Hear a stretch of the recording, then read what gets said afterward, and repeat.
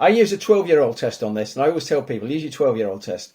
Write what you want to put out there, then give it to a 12-year-old who's looking at a TV. If they read it till the end, you're going to get coverage. If they don't get past the first sentence, rewrite it.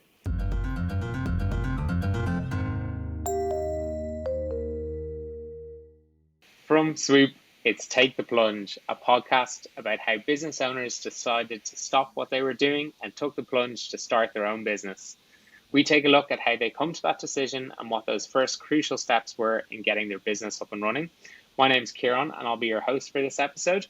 Today's a very exciting day. Not only is it the first episode of season 2, but we're joined by another great guest. This morning we have Peter Ibbetson, the director and founder of Journolink, an interactive platform enabling you to manage your own PR and send out your business stories to over 10,000 journalists, broadcasters and bloggers. Journolink has grown from an idea on the back of a napkin to a successful online platform used by over 3,000 small businesses. You're very welcome, Peter. How are you doing this morning? I'm good, thank you, Kieran, and looking forward to a good chat. Awesome. Well, let's take it back to the very beginning. Can you let me know what you were doing when you decided to take the plunge and start Journolink?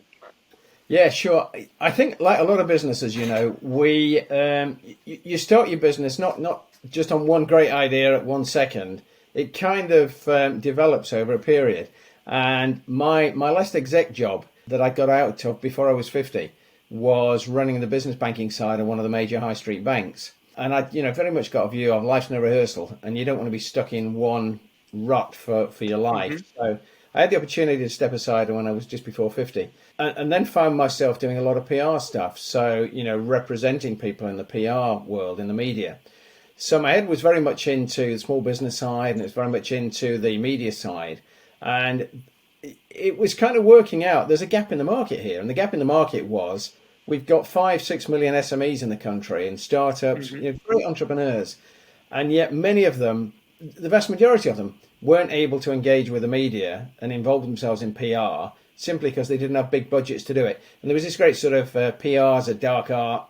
So the challenge really was, how can we change that? How can I disrupt what's there at the moment? That's where the idea came from. Half the head was in small businesses, half was in the media. How do we squash those two together and come up with an innovative solution? Nice.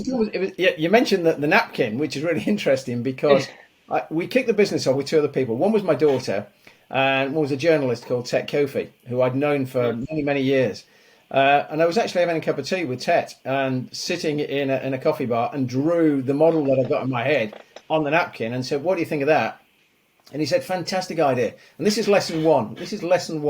When you have a fantastic idea, make sure you get the non-disclosure agreement or it's your idea written down.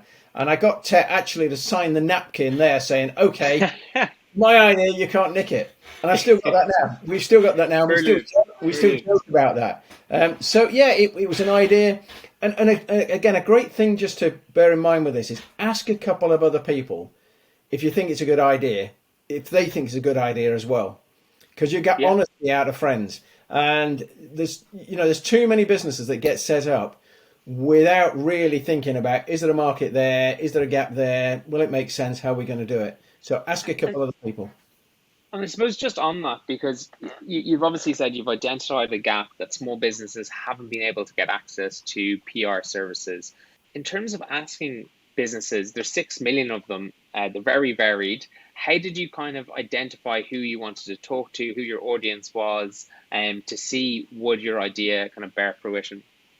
Yeah, I mean, one of the things that every business owner finds is the hardest thing is selling your product.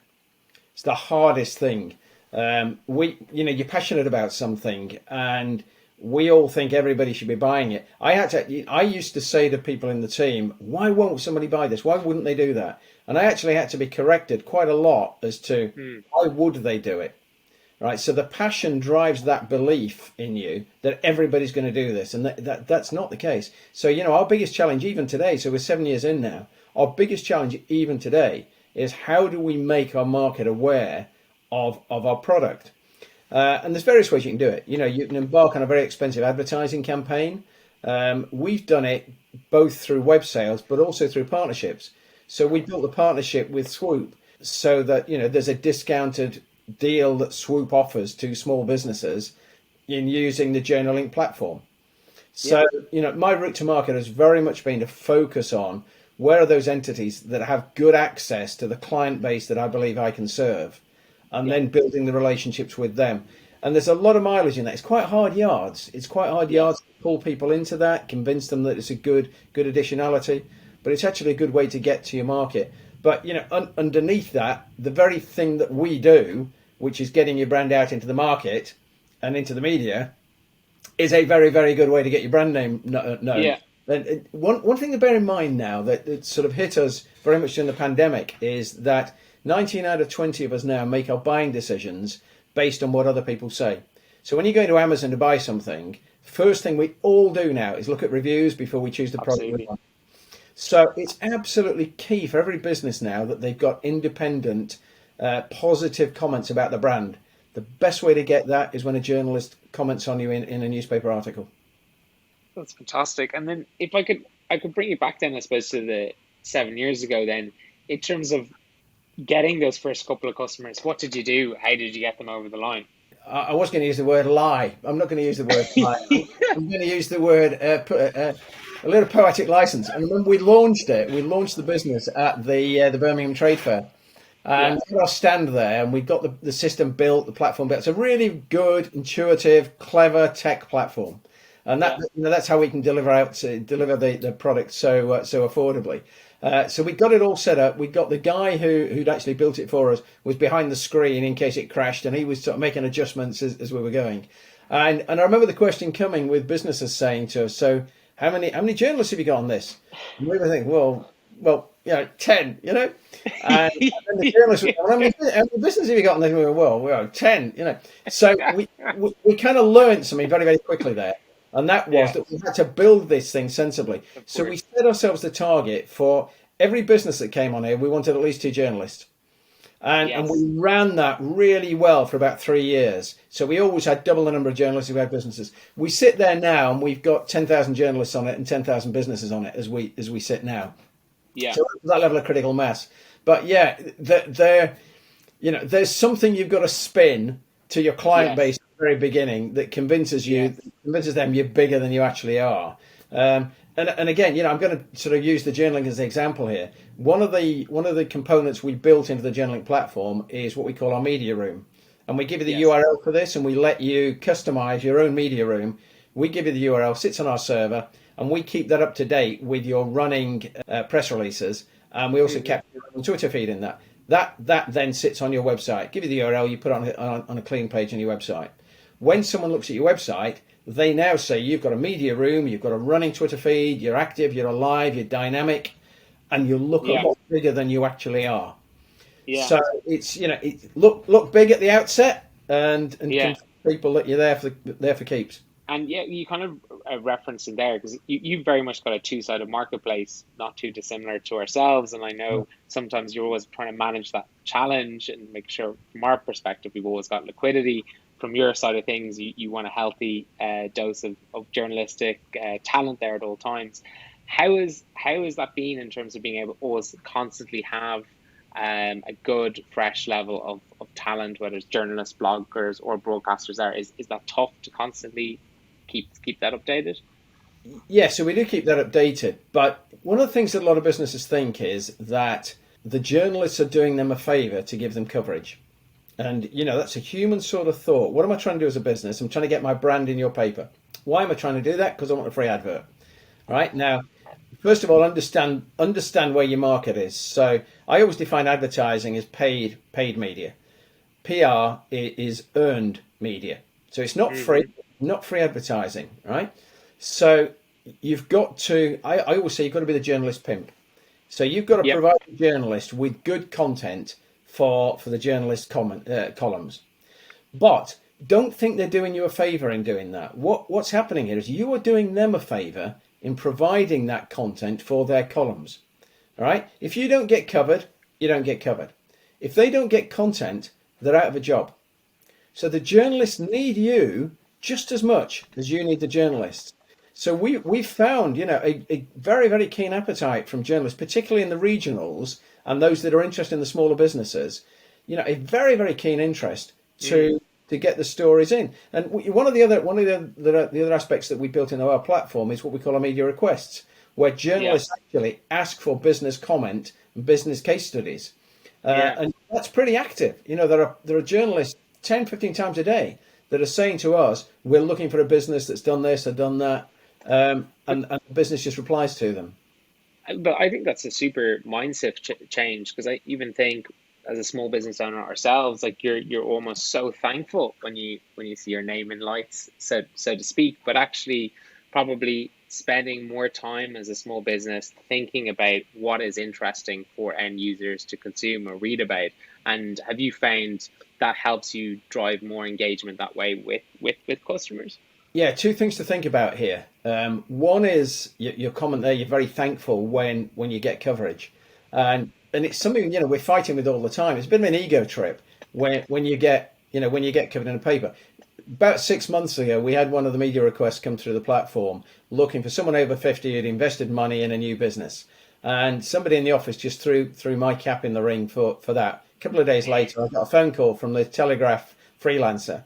And I did a 10-minute interview on the phone and thought, that's it. Maybe there's 2 lines coming in an article.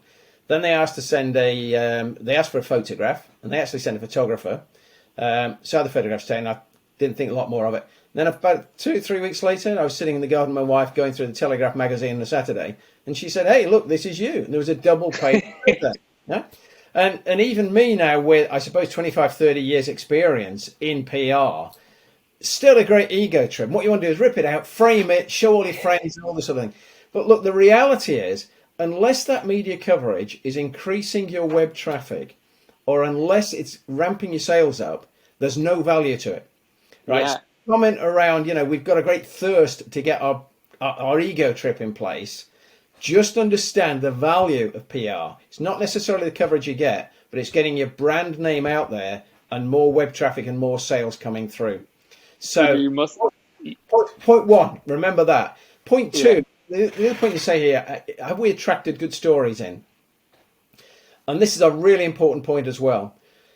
Always challenge yourself on what you're putting out there, and we've learned this as well. And we do a lot of education with our users now. A lot of blogs, knowledge base that's on the platform that helps you understand this. And we've even built tips and tricks into the template that we use for you to put your press release out there. What people are looking for, what a journalist is looking for, is a story that their readers will read. Because if you've not got the story that their readers will read, then their editor is not going to clear that story for their columns. And remember, their career is based on getting coverage themselves, getting those columns written themselves. So you need a good story there. And this good story is not what you passionately think is the best story there ever is in your eyes. Because, we all love our businesses. We all think everybody wants to read about us. The reality is they don't. What they're interested in are things that interest them. Let me give you an example of this, because it's a really good example. One of the first people that signed up onto Journolink, I phoned up and said, "Why have you signed up?" And the guy said, "Well, we're a drill business. We've got the most boring business." And interestingly, saying he's got a boring business, yes, he actually had, because he's got a drill business, but he hadn't worked that out. Right? And he said, "Most boring business. And if you can get us media coverage, you've done better than anyone else." So I said, "Okay, so what is it you do?" "Do drill bits." "What's different about them?" "Well, they've got diamond edges on, diamond tips on them." I said, "Well, every drill bit has." "Do you export?" Yeah, we go to about 20 countries, Vegas, Dubai. So I'm getting now a story of exporting diamonds to Vegas and Dubai. Oh, nice, yeah. Then I said, "Are you profitable?" He said, "Yeah, just celebrated 10 years profit." "Biggest disappointment?" "Oh, we got turned down by Dragon's Den 10 years ago." They had wall-to-wall coverage with a headline of "Declined by Dragon's Den, celebrated 10 years profits." Nothing to do with drill bits. Yeah. Right? And that's the learning in it. What people want to read about is your story, the difference you're making to your community, the difference you're making to your sector, the difference that you're making to the world, to me, to a consumer. They're not interested in what you are interested in. They're interested in the difference. So a journalist wants differentiation, insights, data, stats, something that you make an article about that their readers will want to read. So I use that drill bit one, because I think it's a really good poignant example about how you can spin a story. And the coverage that I got in the Telegraph, it wasn't about a PR firm, it wasn't about a tech business. This was about an individual who'd invested in something new. but we had broad scale coverage of our brand name in it. And that's really what you're trying to aim for. Yeah, I think it's really, really important advice, because often when you see first time founders or entrepreneurs, they're so passionate about the business and what it is they're doing, and it's just boring to a lot of other people. So they need to think of the outside bits and who it affects. And I Yeah, think it's really good advice. I use a 12-year-old test on this, and I always tell people, use your 12-year-old test. Write what you want to put out there, then give it to a 12-year-old who's looking at a TV. If they read it till the end, you're going to get coverage. If they don't get past the first sentence, rewrite it, because that's your Yeah. audience mentality. You've got 2 or 3 seconds attention span. You've got 2 or 3 seconds attention span of the journalist picking up the story through your headline, and then you've got 2 or 3 seconds attention span of the reader. If you can't get past that with your 12-year-old test, rewrite it. Love it. 12-year-old test. We've heard it here. Another aspect you touched on there was kind of analytics and tracking, which has become a real buzzword in marketing nowadays. And it's hard to get anything signed off unless you can talk into the return on investment, cost of customer acquisition, lifetime value, lots of buzzwords. But often with PR, sometimes it's hard to measure because it might be in a broadsheet, it might appear on TV or radio. How do you work with your customers to showcase success through data? Yeah, two angles to this, and you're right, and this is a really important point. There's a heavy focus on return on investment. So, we provide the platform, the Journolink platform, both for businesses and for small agencies and freelancers. And always the call is, how do I prove the value for my customers, return on investment? So, when you do PR, close your eyes to return on investment as long as you're paying no more than 10% of your marketing budget on it. So Journolink works out less than £50 a month for the platform for you to do everything you need to do with it, your distributions, things like that. Put that £50 down to, this is part of my marketing mix. In the same way that I send out email campaigns, in the same way that I refresh my website, in the same way that I go onto social media, it's all part of that marketing mix. So don't get obsessed about how many column inches did I get for that £50 a month. Because if you're not getting your web traffic and you're not getting sales up, column inches are worth nothing. So we're quite heavy on don't get obsessed on that ROI, because in PR, it's impossible to value, and don't let anyone tell you that there is a clinical way of doing it. What's much more important on the analytics is that we've learned this over time, and we've adapted the Journolink platform to this. What you've got to do is provide the analytics that help someone do their job better. So what we do on Journolink is not provide you with a coverage database. That's really hard to do, very expensive to do, and probably will end you in trouble in breaching copyright law. What we do instead is we give you the analytics that tell you which titles are showing an interest in your press release.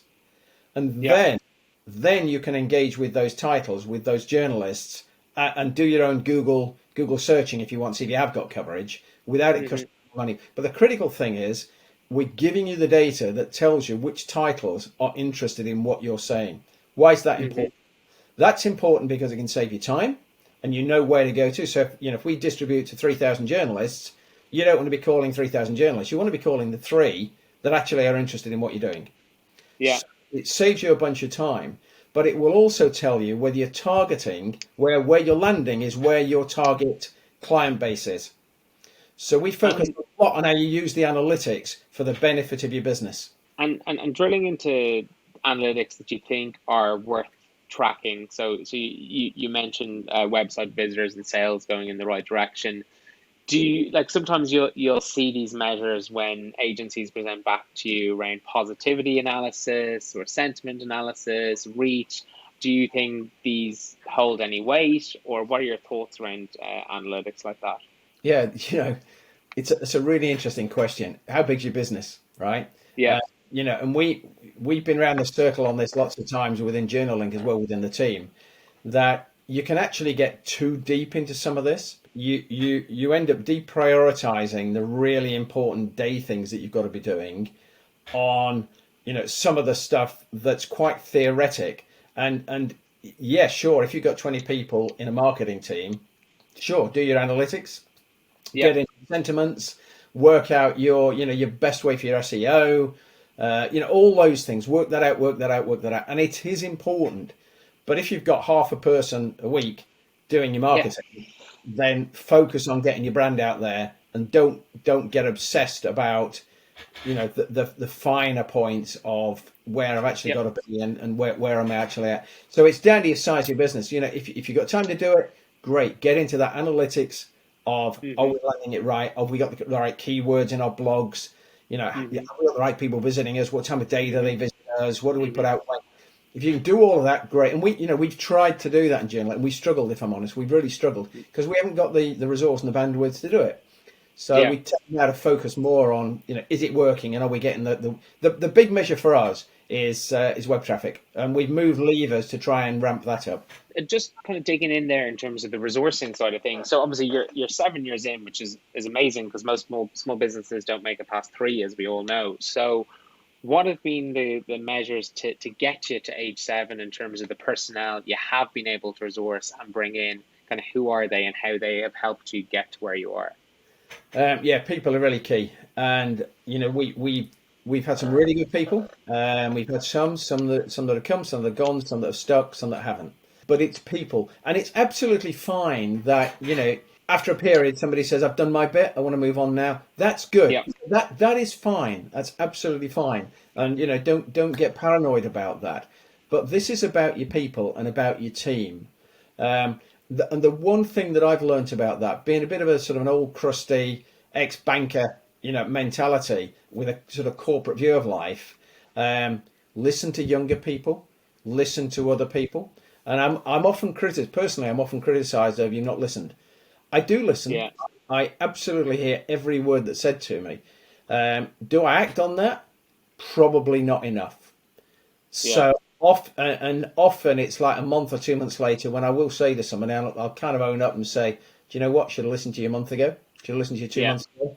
Um, Listen to people. Listen to particularly the younger people that come into your business, because Yeah. that's what the market is. And Yeah. to ignore that is very, very, very naive.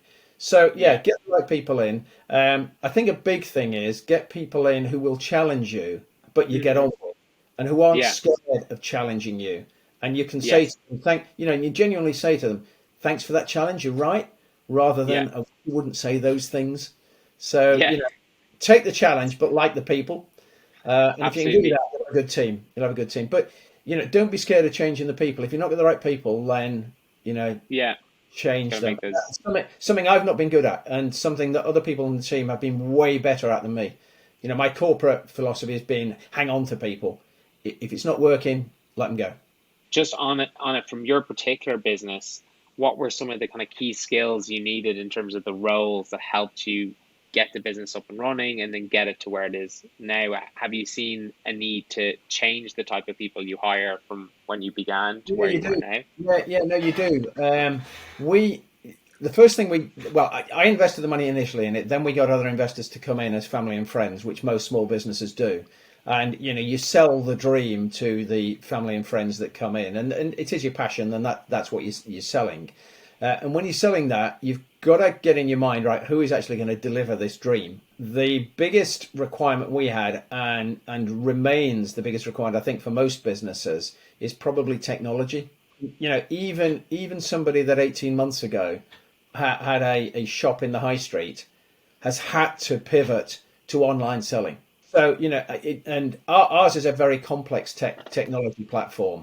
So we need some good tech resource within there, and we got that. We had that, and we built that. We built our coding resource, our development resource up until we built the platform properly. Then we downsized our development resource, and right now we're ramping up our sales resource because we've now got a very, very good platform. Yes, that needs maintaining, so we do need a development resource, but we Yeah. need more now the sales and the marketing resource to ramp the volumes up.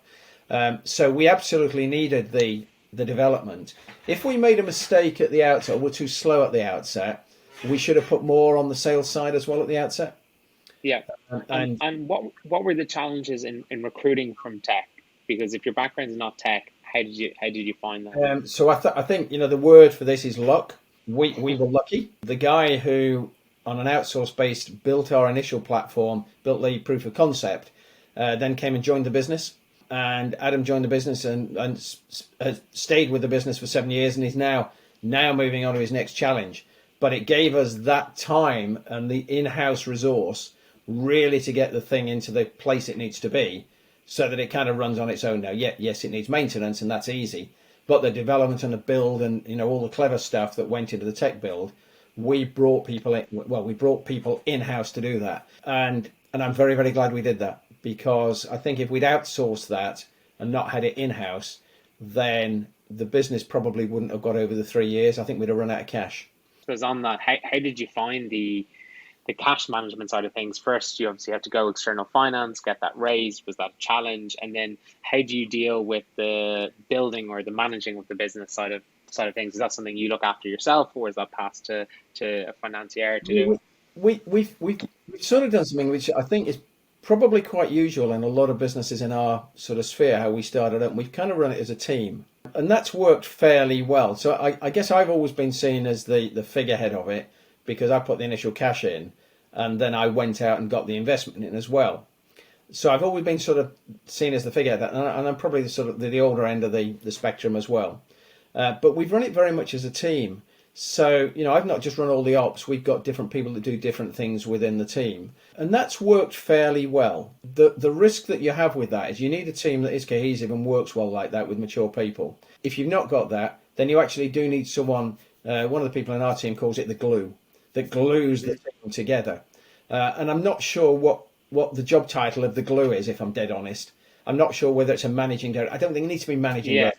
We get hung up with job titles in corporate life. In small businesses, you don't need titles. You need people that do stuff that's successful. Yeah. But there's often something that you need. There's a bit of glue, and the glue might be, a once a week, beer night, or the glue might be somebody on the team who's really good at just pulling people together. The glue is quite important. The glue is quite important, and we've never had an individual that's been the glue. It's been more of a team approach. We're looking now. We are thinking now, should we have someone that's the glue? Because we're at a level of maturity now, and I think you mature over time to that. I mean, the other interesting angle is over the last year we've gone from 2 offices to complete remote working, and when we come back, even when everything is opened up again, we're going to stay remote working. All our systems are remote now. Our payment systems are remote. Everything's secure. It works, and we have a daily team meeting for a quarter of an hour, make sure everybody's okay, and often we don't talk about the business. We'll talk about something else that's going on, have a good laugh, and then we'll get off and do the business. But you need that glue that holds you together. And then I suppose, having gone through that and the various challenges, what are some of the outcomes then that you've been most proud of that have come out of the platform over the last 7 years? Oh, the ego trip. Crazy. Well, I guess Telegraph article. No, not the Telegraph article. I'm only winding you up. Two things, I guess. Two things. One is when you see your break even. So I, personally, banking background, I kind of struggle with spending money that you're not got coming in, and that's one of the challenges you face when you pull investment in, that you're spending a load of money before actually you've got the revenue coming in. Yeah, like that. How long did it take actually? We were very, very quick to break even. Yeah. And then we took investment in to grow when we stopped being break even and we were burning cash, and now we're back to break even. How good does that feel when you get to break even? That cycle. Now, some of the guys on the tip, that's not bothered at all. That kept me awake at night. Don't like spending money that's not coming in, because it normally has one very messy end. One thing that makes me smile is, we've got the same money in or a bit more every month than we've spent, like that. The other thing that makes me smile is when we get a small business, quite without asking for it, send us an email saying, thanks for what you've done for me. That's great. That is great. Yeah. Because you know you've made a difference in the way that you set the business up to make a difference. And that's good. That's awesome. And, we see, 15, 20 press releases a day go through the system. We see 15, 20 media requests go through the system daily. We see 10 new people registering daily. So I see that volume going through and that traction going through. But I always take a bit of a sneaky look in our back office to see the press releases that have gone through, how many people have picked them up, how many have shown interest in them. And not that anyone's asked me, but, when you see it's working and when you see a business clearly is now starting to get a little bit of PR traction that they couldn't get before, then you've got it right. And you've actually you've filled the gap. We started to yeah, it started. We started to fill the gap that we set off to fill at the outset. So that's that's Brilliant. a smile on my face.